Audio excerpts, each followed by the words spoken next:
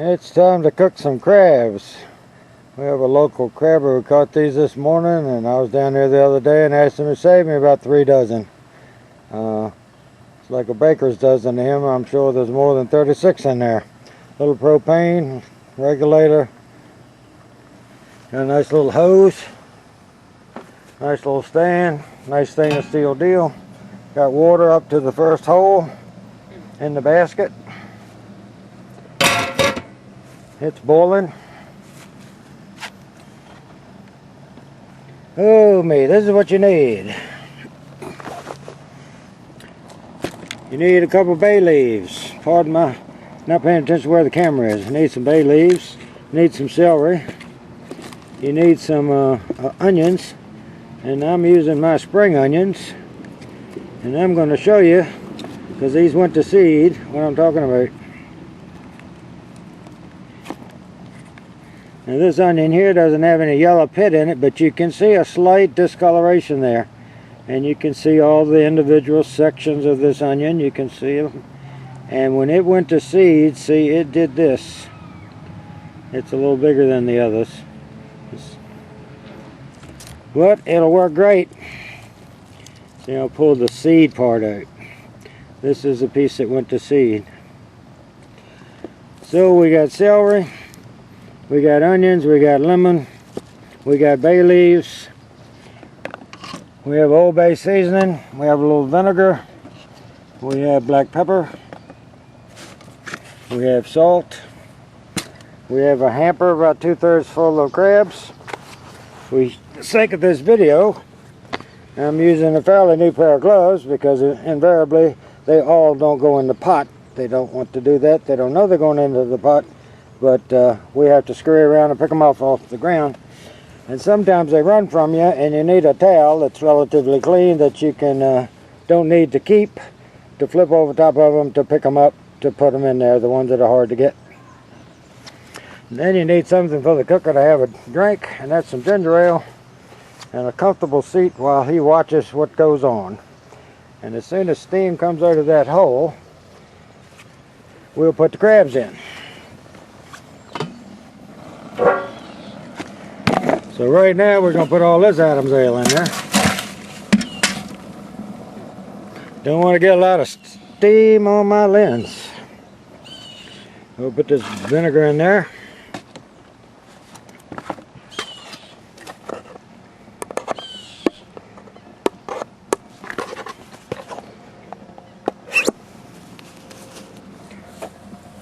We'll put some salt in there.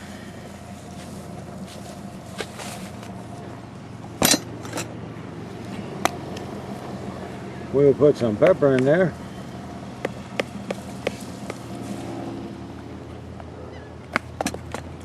And then we'll put some crabs in there and sprinkle them with Old Bay, and put some more in there and sprinkle them, and some more and sprinkle them, and put them all the way to the top and sprinkle a lot. Put the lid on it and wait for them to turn pink.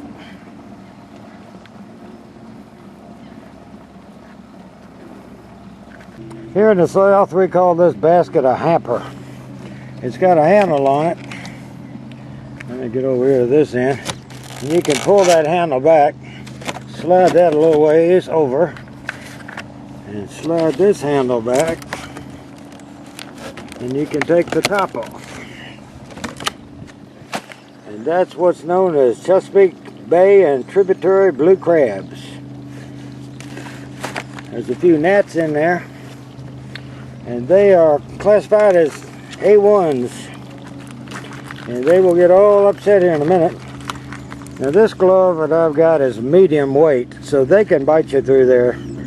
They don't cut you like a knife. They sort of grab a hold and twist, and it sort of tears the skin. And you'll know about it for probably 10 days before it heals up. Now the chances of getting something that big around opening into that small opening without them hitting the ground is remote.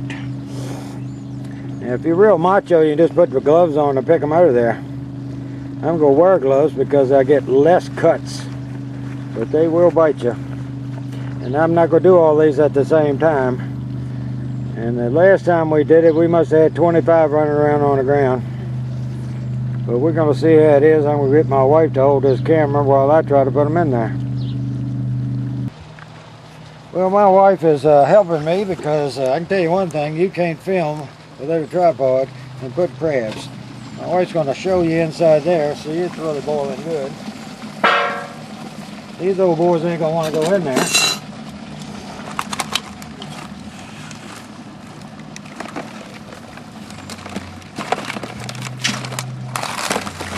And after a while, they're clinging to each other's paws. That's when they let go early and end up on the ground.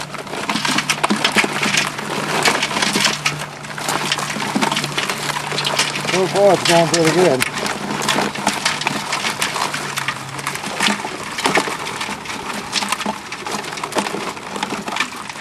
And one thing I wanted to do while I was doing this,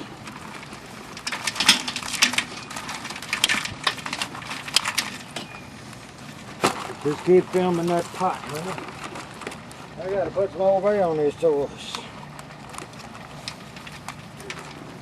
Well, let's see, you can't use a little sifter on a big job.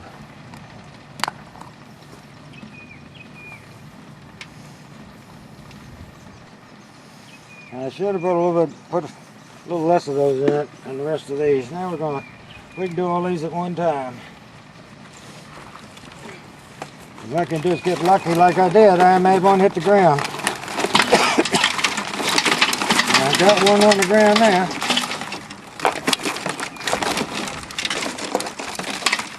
I wanted to grab my glove, but since I have gloves on, it didn't hurt. Now you can follow me over here while I get this one that's trying to get back into the water. He doesn't know how long he's got to go. That's a male. See the long point? It would be a broad triangle if it was a female. Now by doing this, it's cooled down some. And Old Bay is a secret, folks. Keep on filming. This might be a little long, but it's the only way I know to do it. You might not even be able to hear me right now. A little long doing it this way, but a little more salt.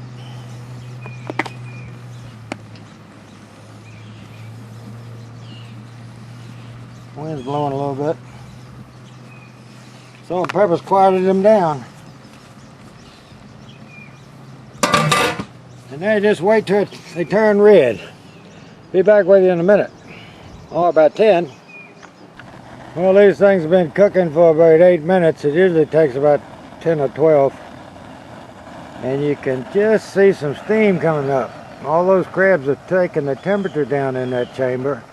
The water was still hot because there wasn't but so many crabs there, and the big stainless steel removable container they're in had heat to it.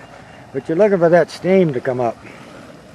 You're also looking for this handle to get so hot you can't touch it. And right now I can. And see them turning pink? You don't want to ever take them out of there when they're still green.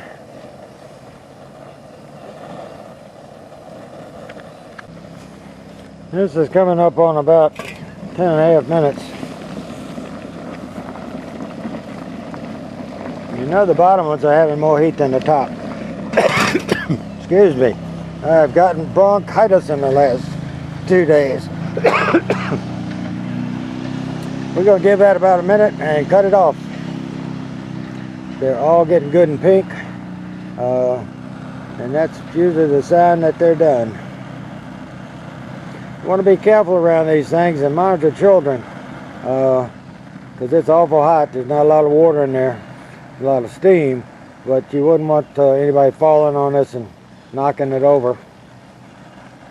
It's now 12 minutes into the cooking experience and we've cut the gas off to it.